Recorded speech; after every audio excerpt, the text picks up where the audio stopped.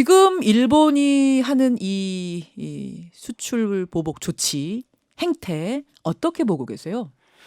그러니까 크게 봐서는 이거는 한마디로 정치가 경제를 압도한 국면입니다. 이건 대단히 위험합니다. 대단히 위험한 정치가 경제를 압도했어요. 예, 그건 좀 사실은 아주 위험한 거죠. 왜냐하면은 예. 일본이 45년 이후에 예. 우리가 알고 있는 일본이 어떻게 살아왔는가 하면 일본이 경제 본위로 커온 것입니다.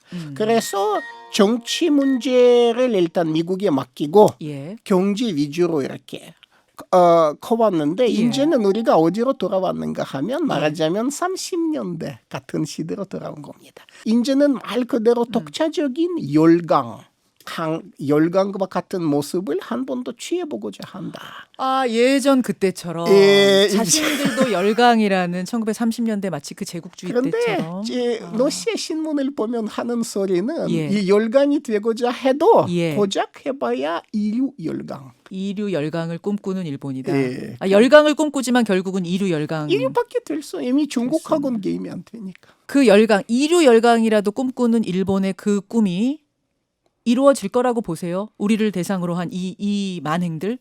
저는 전혀 그렇지는 않다고 보고 일본이 지금은 뭐 문 대통령의 말이 사실 맞는 거죠. 승자가 없습니다. 승자 없는 게임. 남는 것이 경제 성장의 둔화와 신뢰 추락 그리고는 가면 갈수록 합리선을 이룩하고 예. 이제 개인답게 살 수 있는 최소한의 건강을 이룩하는 굉장히 병든 사회.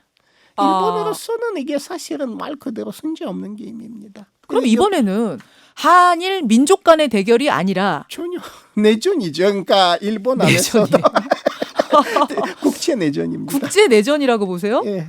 일본에서도 반 아베 정서를 가지고 있는데 말 못하고 있는 이제 튀지 않기 위해서 말 못하고 있는 그런 민간인들, 그런 시민들과 한국의 시민들이 손잡아야 한다. 아 그럼요. 이거는 아까 말씀드린 것처럼 일종의 국제적 내전이라는 부분도 없지 않아 있고 해서 예.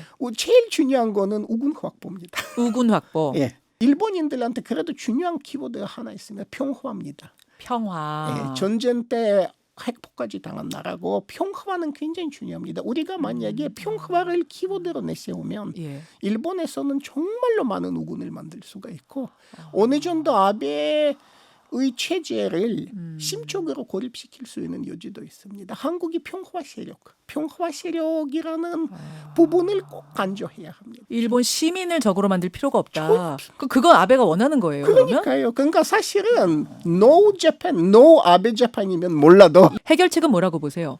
해결책은 당장에는 해결할 수 있는 건 아닙니다. 이게 이 싸움을 아까 말씀하신 것처럼 한국이 시작한 것도 아니니까. 예. 아마도 일단 확전을 피해야 합니다.